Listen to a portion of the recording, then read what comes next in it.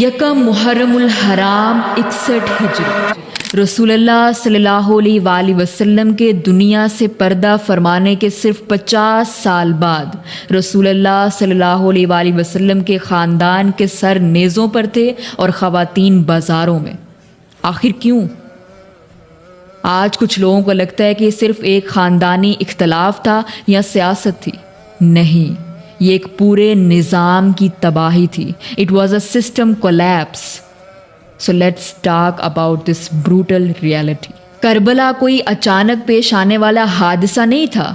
کربلا اس نظام کا نتیجہ تھا جو دین کو چھوڑ کر ایبسولوٹ پاور، طاقت کے پیچھے بھاگ رہا تھا۔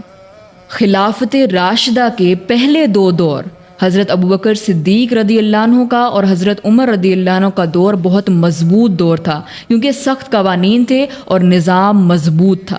حضرت عثمان رضی اللہ عنہ کے دور میں ان کی نرمی اور رحم دلی کا فائدہ اٹھا کر فتنہ پرست اور ان کے بعض رشتہ دار گورنرز نے نظام کا غلط استعمال کیا، جس سے نیپوٹزم اور باقی خرابیوں نے جنم لیا۔ اور حضرت عثمان رضی اللہ عنہ کی شہادت کے بعد مسلمان ہر طرح سے دو گروہ میں تقسیم ہو گئے۔ ایک طرف حضرت علی رضی اللہ عنہ حق پر کھڑے تھے اور دوسری طرف حضرت امیر معاویہ رضی اللہ عنہ طاقت کی سیاست کر رہے تھے۔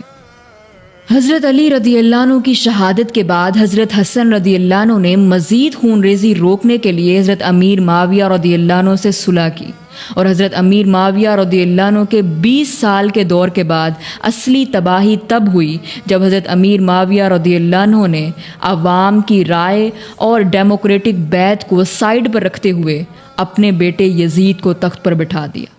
یزید نے آتے ہی اسلام کو بدل کر رکھ دیا، شراب پی کر نمازیں پڑھائی جانے لگیں، حرام کام کو عام کر دیا گیا۔ ریاست کی طاقت اب اللہ کے قانون کے بجائے ایک ظالم ڈکٹیٹر کے ہاتھ میں تھی۔ یزید نے یہ ضد کی کہ حسین میری طاقت کو تسلیم کرے، حسین آ کر میری بیعت کرے۔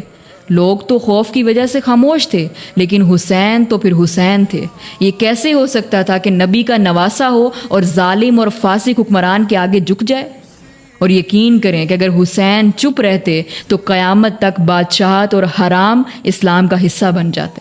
امام حسین علیہ السلام اپنی فیملی کو لے کر پہلے مکہ اور پھر کربلا کی طرف نکلے، کسی زمین یا کسی عہدے کے لالچ میں نہیں، بلکہ یہ پیغام عام کرنے کے لیے کہ حکومت، ریاست جس کے بھی ہاتھ میں ہو، نظام اور قانون صرف اللہ کا چلے گا۔ کربلا کی اس دردناک داستان کو ہم اس کربلا سیریز میں سمجھیں گے انشاءاللہ۔